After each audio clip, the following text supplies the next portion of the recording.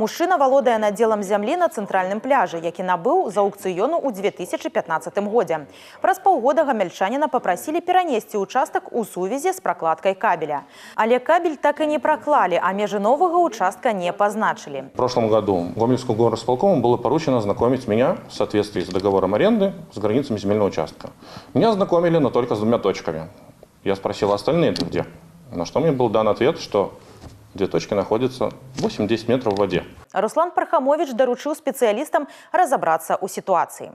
Юрый Туркозма раз звярнуўся да памочніка прэзідэнта з пытаннем асфальтавання па завулку Маладзёжны. Па словах мужчыны, пры рамонце дарогі рабочыя не засыпалі невялікі участак дарогі.